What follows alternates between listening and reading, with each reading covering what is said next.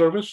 Anybody who wishes to comment and join the public forum, there's instructions that's right on the meeting agenda for the 6:30 special meeting. And so please follow directions via IT to join. And so calling the meeting to order, and the Commission Secretary, would you please conduct a roll call, please?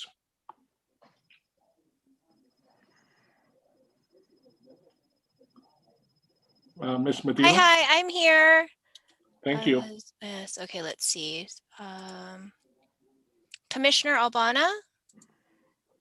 Here. Commissioner Alcorn? Here. Commissioner Belong? Here. Vice Chair Chuan? Here. Commissioner Ciardella? Present. Commissioner Galong? He's muted, but he's there. And Chair Tao? Present. Thank you. Thank you, ma'am. And the next agenda item here is public forum. Those interested are invited to address Planning Commission on any subject not on tonight's agenda, orally via Zoom webinar, instructions above. Speakers may provide their name and city of residence for the recording secretary's record. And comments may be limited to 3 minutes or less. As an item not listed on the agenda, no response is required from the city staff or the Planning Commission, and no action can be taken.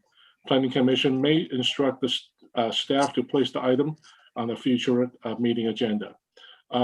Ms. Medina, any public comments in the queue? Give me a second. Let's see. Thank you. Pardon me, Chair Tao. Yes. Apologies for the interruption. Just want to know, because I noticed it's not on here. Do we want to do the Pledge of Allegiance? That will occur during the regular meeting. Okay. All right. No problem. Thank you. Thank you for the reminder. And there's nobody in the queue for public comment, Chair. Okay, thank you, ma'am. We appreciate your input. And the next item is a new business. This is receive a presentation on the draft of the City of Milpitas Trails, Pedestrian, and Bicycle Master Plan, project number 3448. Director Thomas, if you will. Thank you, Mr. Chair. We have staff from our engineering department. We have Fanny Yu, Associate Engineer, and Steve Chan, our Transportation Engineer, here tonight to present the draft or give you a status report on the Trails, Pedestrian, Bicycle Master Plan. So I'll turn the time over to Fanny for her presentation. Good evening, everyone. Can everyone hear me right now? Good. Okay. All right. Hello, fellow commissioners. My name is Fanny Yu, and I'm an associate civil engineer with the engineering department. I'm also the project manager working on updating the city's trails, pedestrian, and bicycle master plan. Thank you for providing this opportunity to present you an overview of the project as well as the public draft plan. Next slide, please. This document will provide support for future improvements so they are more likely to be implemented over time. It also provides a vision and action plan to improve active transportation such as biking and walking. We also want to show support for connectivity and access to destinations. And we also want to integrate trails and biking to and from the new Bart Station as well as other transit options. We also want to improve safety and provide comfort and ease to use active transportation for all ages and abilities. Next slide, please. Here are the main contents of the plan. I would actually like to highlight a few of these in the presentation.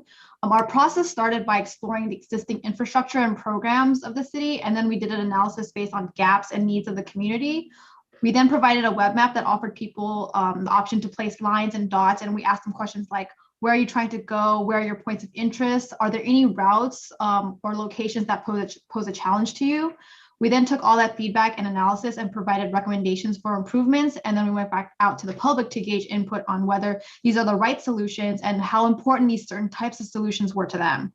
From there, we created a list of priority improvements and discussed potential policies and programs. And from there, we completed the public draft plan, which is now ready for public review.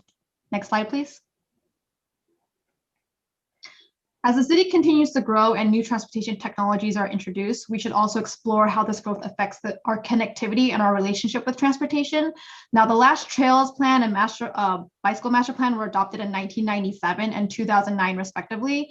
I'm sure many people are aware that a lot has changed since that time. It's a good opportunity that we can update these two documents to reflect what is currently here now. Previously, we were working on these two plans totally separately, but we soon realized that the trails and pedestrian and bicycle networks relied so heavily on each other that we felt it made more sense to combine this all into one cohesive plan. Next slide, please. In terms of what's new from the previously adopted plans, we have specific considerations for pedestrian networks, which is something that wasn't included in either of the previous plans. This will also provide a comprehensive consideration for active modes of transportation. This plan will also reflect the changing conditions within Milpitas, including population growth, employment opportunities, and the addition of the new Bart Station, as well as potential regional connections. We also did a further analysis of previously proposed trails based on changing conditions and standards and created an actual feasible list of those improvements. We also want to explore bike and scooter share, which has quickly been changing the landscape of readily available transportation throughout the Bay Area. Next slide, please. Now, through the various public engagement efforts, we learned a few key themes. There is limited connectivity in today's active transportation network. Many people experience major barriers to travel, such as major roadways like freeways, Calaveras Boulevard, Montague Expressway, Great Mall Parkway. With growing population and increased job opportunities, there's an increasing demand on the transportation system itself. With the new Bart Station opening, then people see this as a new travel opportunity and people want to know, how do I get there safely? There's also a desire for improved safety, increased travel options, and improved connections to destinations. Next slide, please. Okay, based on all the feedback, we've developed multiple networks for the trails and bicycles. Now, this map that you're seeing is the best overview map showing how these two networks rely on each other. The recommendations shown were based on the key themes I just mentioned earlier, and we also want to try to keep in mind the following. We want to try to find low stress connected networks. How can we help people of all ages and abilities get to where they're trying to go? We also want to maximize use of existing right-of-way and identify near-term opportunities. These types of projects are easier to deliver as opposed to projects that require major reconfigurations of roadways. And then we also have the regional perspective. We want to make connections and continuity with San Jose and Fremont. We also want to enhance multimodal travel opportunities, including connections to transit. Next slide, please. In the plan, we also identify spot improvements as well. Most of these are intersection improvements or trail access improvements. There's a multitude of improvements you can employ, such as signal timing, upgraded curb ramps, high visibility crosswalks, green bicycle boxes, trailheads, and wayfinding signs, just to name a few. Now, these improvements should be assessed based on location and community needs, and will need further design in the future. Next slide, please. As mentioned earlier, bike and scooter share are still fairly new to the city of Milpitas. These types of transportations are becoming very popular in metropolitans like San Francisco and New York, and they have quickly found their way throughout the entire Bay Area. Now, in order to prepare Milpitas for these new types of technologies, we need to prepare a few guidelines that will guide further future policies. The plan offers an opportunity to explore a pilot program, and we've identified a few locations that would be a great start for the pilot program itself. We currently recommend fewer locations for the first year in order to work out any of the kinks of the policy, and it's recommended to reassess and expand the program after 1 year. Next slide, please. Now, the public draft is currently live and available for review and comments. We'll be providing the link to the website through various web posts, social media posts, and pretty much anywhere I can get the link to be posted. I'll also post it in the Zoom chat for this meeting. We'll also have a virtual open house, which will be a condensed version of the plan so that it's a little bit easier to digest all the information. It should be alive in a week or two, and you'll be able to find it through the link that will be provided as well. We'll also be holding a public meeting on March 24th so that we know you can all interact with the project team directly. You'll also be able to submit questions, answer surveys, polls, and we'll do our best to answer all the questions at the meeting. And if everything goes according to schedule, the plan should be ready for adoption in early June of this year. And that concludes my presentation. Does anyone have any questions or comments? Yes, I think the planning director has a comment. Yeah, just a really quick comment. I should have said this at the beginning as an introduction to Fanny, and thank you, Fanny, for that wonderful presentation. The city currently has a number of master plans underway. I think a few weeks ago we had a presentation on the Parks and Trails Master Plan, excuse me, the Parks and Rec Master Plan. Of course, tonight is Trails, Pet, and Bike Master Plan. There's also a Stormwater Master Plan that's underway, a Sewer Master Plan. And then last year, the year before, we adopted, or the council approved the Economic Development Strategy. And if you look, now last time we met, we talked about the general plan, and the Planning Commission made its recommendation to the council to approve that, or to adopt that general plan. And all of these master plans are just one example of how that general plan will be implemented. So general plan, of course, as we talked last time, sets the general policy foundation and the vision and the direction for the city under the council's direction. And then each of these master plans takes one topic from that general plan and develops a little bit more, goes into a little bit more specificity, and really dives down into the details, as you can see from Fanny's presentation. So I just wanted to, you probably all see that connection, but just in case it wasn't clear, I wanted to make it explicit how these master plans that the city is undertaking will implement our general plan and ties into the work of the Planning Commission. Thank you. Thank you, Planning Director. Public Works Director, Mr. Erickson, and Traffic Engineer Steve Chan is also joined us. Commissioners, any questions? If you just, Commissioner Ciradella, please. Yes, my question is, as you go up Calaveras Boulevard towards the hills, it becomes Calaveras Road. And I go up there quite often during the week because our training center is right there where the old Airpoint School was. And I noticed that, there is a trail on the side of the road for people to walk up, but at Downing it stops. And there's a lot of people that have to walk on the road to get to Ed Livin Park. And there's a lot of people using that little trail. I realize that bicycles are out because it's just such a narrow road, and people ride their bikes and they take up the road. And I know there's not enough room to widen that road. It probably cost a fortune. So anyway, that's just my comments, wondering if you were taking a look at that also. Yes, we are. We're looking at how to make connections to the major parks around the city. And, if you would like, we would really appreciate your comment on the master plan itself. Okay. Thank Sure you. will. Thank you. Vice Chair Chuan. Thank you, Chair. Kind of along the lines of Commissioner Ciardella's comment. Also, as you go up Calaveras and then along the hills is Piedmont. I recently noticed that on Piedmont, like over on the San Jose side, as you cross over to San Jose, they did fix all the bike trails and it's all painted new and they repaved the road. Are there plans to also on the Milpitas side to make changes? Because I do note that there are actually a lot of bicyclists as well along that. I'm glad you asked that question. We actually have our upcoming project, a CIP project that's actually going to be working on Piedmont this year, and we're looking to make that bicycle connection with San Jose as well. Awesome. Okay, great. Yeah. Good. Thanks. Thank you. Chair has a couple of questions for Ms. Yu. First question on the takeoff on Commissioner Ciradella's comments about the Calaveras. That portion of which has been described, that is county jurisdiction, is that correct? I believe some of it is, yes. Okay, so are we in a cooperative spirit with the nice folks there? Okay. Yeah, so the entire plan, we've worked with other jurisdictions, Fremont, San Jose, the county, VTA, BPAC, the water district. So we've reached out to all those agencies. Dynamite.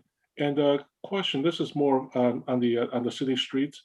I know that the city has over the years incrementally provided some, for example, the rampways at the street corners, the new rampways with the cones on them.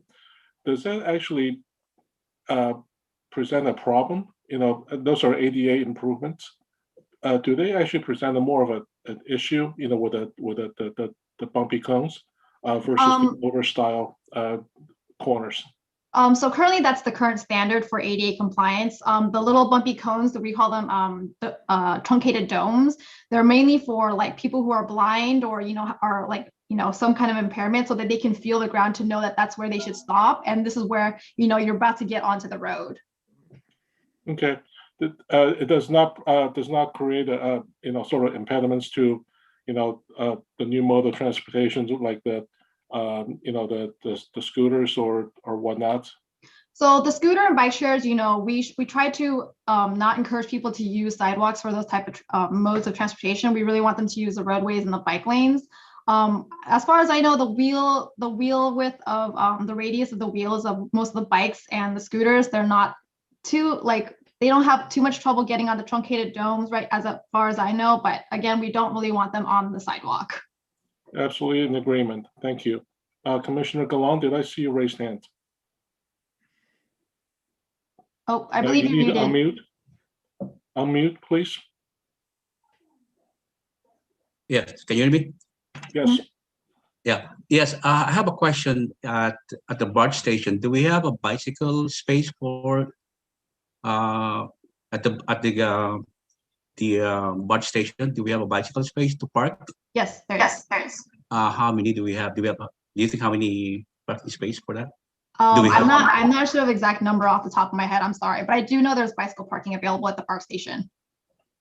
Again, how about the scooter lane? There's a different kind of scooter, right? There's like a motor. On what speed you talking about scooter lane? There's some speed limit for that, right? So each of the scooters, it really depends on what vendor we just end up decide to use. And each vendor kind of has their own speed limit for those scooters. Again, some of them are motorized, some of them are like the bicycle motors, they're assisted in a way. So you still have the bicycle on your own, right? I believe most of the scooters are motorized on their own. But again, that's something we would have to look into with the type of vendor that we decide to work with. Do they require to wear helmet on a scooter? That's something we also should be working with developing the policy, what we require the vendor to make a requirement of the user. So in the app, they would have to agree yes, I will, obey to not use the sidewalks. I will, obey safety laws in terms of wearing helmets and speed limits and all those things. Those are things that we should be working directly with the vendor when we decide to develop this policy. Okay. Thank you. This is Steve Chen. I like to answer some of the specific legality. California state law do have a scooter regulation, so they're technically not allowed to be written on the sidewalk. They are only allowed on the street, primarily on the bike lane. In addition, the maximum speed for motorized scooter is 15 miles an hour, so they're not supposed to exceed that limit. And majority, or if not all, all the vendor have a speed limiter on these scooters. Okay. And just FYI, I looked up really quickly. The Milpitas Bart Station has an indoor self-service bike station with 185 bicycle spaces, and there's also 6 standard bike racks. They hold 12 bicycles and 12 bike lockers that will hold up to 24 bicycles. So they have extensive bicycle facilities at the new Bart Station. Thank you. Commissioners, any other questions for staff? Seeing none, well, we would like to thank Director Erickson, Mr. Steve Chan, and also Ms. Fanny Yu for your being here this evening, presenting the master plan, and we very much appreciate your time and the enlightenment on the progress we're making on the matters. Thank you very much. Thank you. And Director Thomas, any additional comments? No, I just a quick question either for Fanny or for Steve, either of the Steves. So I know you're in the middle of the Trails and Ped bike plan. Do you have planned, will you be coming back to the Planning Commission when the draft plan is ready, or maybe is that part of your scope of work? It's currently not part of the scope of work, sorry. Okay. Yeah, well, we will continue to monitor that, and as staff will provide the Planning Commission with updates. So we appreciate the check-in with the Planning Commission at this time. Thank you. Great. And through the chair, just to let you know, if we do have a public comment, there's somebody waiting to make a comment. Thank you. And Ms. Medina, if you will cue in Yes. the speaker. Of course, we have Urvish Mehta. Mr. Mehta, you have 3 minutes, please. Thank you very much, Chair Steve Tao and the entire Planning Commission. I just wanted to bring to the Commission's attention that within the city of Milpitas, which is developing with the Milpitas Metro Plan, it is important to evaluate that, where, in which specific area where the development is taking place and what are the different criteria, that is to be considered so that, that particular zoning requires a right set of implementation and establishment to be done. In terms of a traffic management system, there is a requirement to establish a voice-enabled signals. Also, when any disabled person, any handicapped person, any person with a special disability, they require the assistance while crossing the signal. The voice-enabled signals, they do help out. For example, in the city of San Francisco, in the city of Mountain View, as well as in the city of Palo Alto, there are parking meters around the station, Bart Station or the Keltron Station, which allows specifically seniors or a person with a special disability to park the vehicle at particular instance for a certain amount of time. In the same way, part of a general master plan, the parking permit program can be developed, which allows the citizen to park the vehicle at any particular given point of time at any transit center near the Bart Station and as well as near the McCarthy Ranch as well. Also to evaluate that where the entire development is taking place around the Great Wall and the Capitol Parkway. Also, it is important to consider that any area which is around the Calaveras Boulevard as well as any further development that is being taken place near the Dixon Landing, around the Sunnyvale Hills, as well as the Victoria Avenue, around the Evans Park, Evans Avenue, around entire that area is a residential area. So in such that the master plan, could be updated with the right set of a parking instruction, parking signs, as well as a parking permit program for the residential areas, as well as for the industrial area, and then for the commercial areas. And that's how the city could benefit with the new parking permit program as well. All where the electric scooter or any electrification of a vehicle or charging station, that is required in a particular specific area as well. Putting those electric charging station in a residential area would benefit the city as well. Putting those charging station around the Bart Station would be able to help as well. In the similar manner, the infrastructure is required to be maintained around the city council, around the city council buildings as well as the government bureaus building, to specifically assign the right set of parking standards as well. Thank you very much, Chair. Thank you very much. Ms. Medina, any other speakers? There are no other speakers. All right, thank you very much. And given this, the time frame for the special meeting this evening is approximately half an hour allotted. So we're coming on to that time. So can I have a motion to adjourn the meeting, and then we will reconvene back into the regular meeting at 7 o'clock. And one question here for IT is that, do we need to sign back in via the 7 o'clock sign in for that? Yes, it's a different link. Okay, thank you very much. So can I have a motion to adjourn the special meeting, please? I'd like to make a motion to adjourn this meeting. Thank you. Okay. Second from Commissioner DeLong. Okay, all in favor? Aye. Aye. Aye. Okay. Aye. Meeting adjourned. Well, thank you everyone very much, and we'll see you back here in 6 minutes.